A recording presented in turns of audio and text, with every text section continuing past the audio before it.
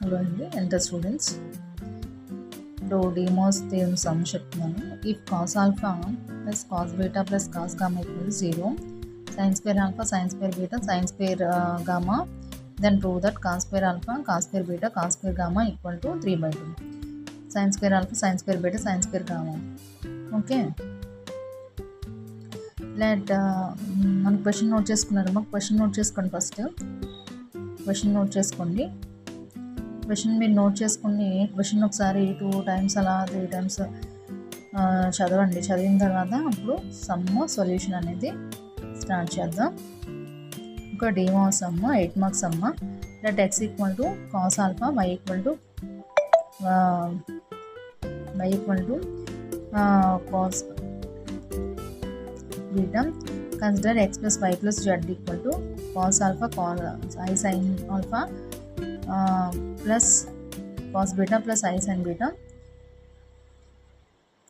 plus cos alpha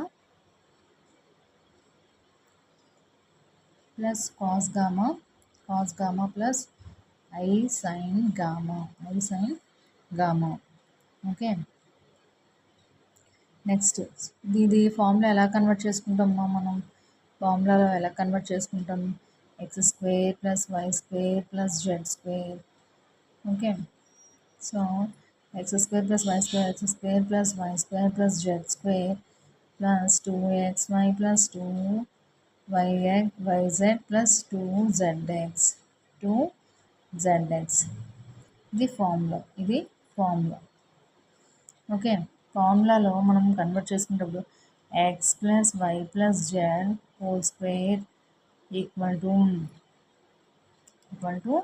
x square plus y square plus z square equal to minus 2 into xy plus yz plus zx అనేది మనం apply చేసుకోవచ్చు. అంటే ఈ ఫార్ములాని మనం ఇలాగా మనం తీసుకోవచ్చు కదమ్మా. మనం కామన్ తీసాం అంతే, ఇంకేం చేయలేదు.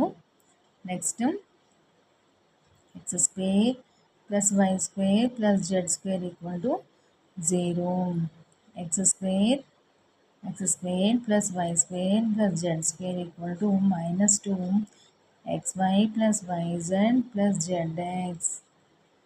So minus 2xyz 1 by x plus 1 by y plus 1 by z అనేది మీరు కామన్గా నోట్ చేసుకోవచ్చు.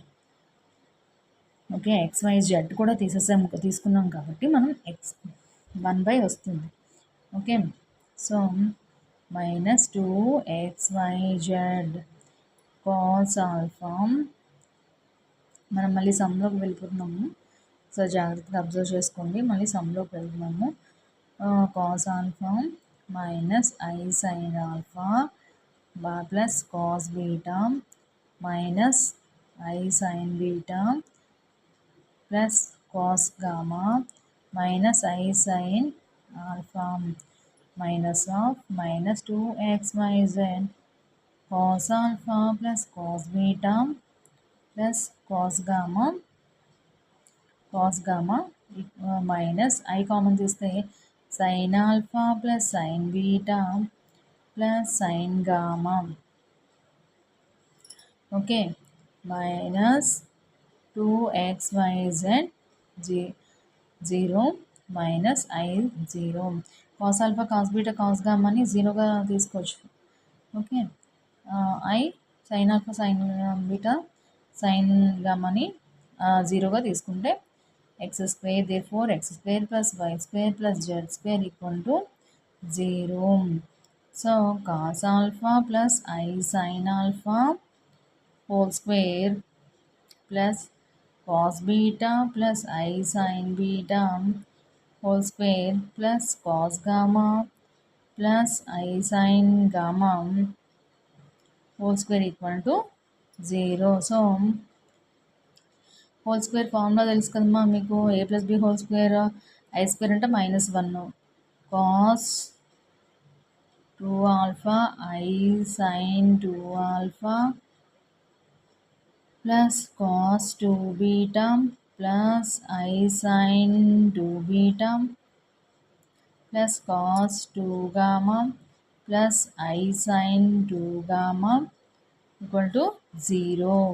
సో ఇది ఏ ఫార్ములా అప్లై చేసాము? Cos theta plus i sine theta whole to the power of n equal to cos 2n theta plus i sine n theta అనేది formula ఉంటుంది. ఆ ఫార్ములాలోని మనం అప్లై చేసుకున్నాం. I sine n theta cos n theta i sine n theta అనే ఫార్ములాలోని apply చేసుకున్నాం. So cos 2 alpha plus cos 2 beta plus cos 2 alpha 2 gamma plus i sine 2 alpha plus i sine 2 beta plus sine 2 gamma equal to 0. So cos 2 alpha plus cos 2 beta plus cos 2 gamma equal to 0. Cos 2 ఆల్ఫాని ఏమని రాయొచ్చు? 2 cos square alpha minus 1 plus 2 cos square beta minus 1 plus 2 cos square gamma minus 1 equal to 0. So formula ఏంటి? మళ్ళీ apply చేసుకున్నాం. Cos 2 theta equal to 2 cos square theta minus 1. ఇది formula ఉంటుంది. Theta minus 1 అనేది formula అన్నమాట. ఆ ఫార్ములాను apply చేసుకుంటే మనకి ఆన్సర్ అనేది వస్తుంది. So cos square alpha plus cos square beta plus cos square gamma equal to 3/2. ఇవి 3 1 2 3ని యాడ్ చేసాం, ఇటువైపు తీసుకొచ్చాం. ఇక్కడ 2 కామన్ తీసి బై అని తీసుకున్నాం. సో కాస్ స్క్వేర్ ఆల్ఫాని ఏమని రాయొచ్చు? 1 minus sign square alpha plus 1 minus sine square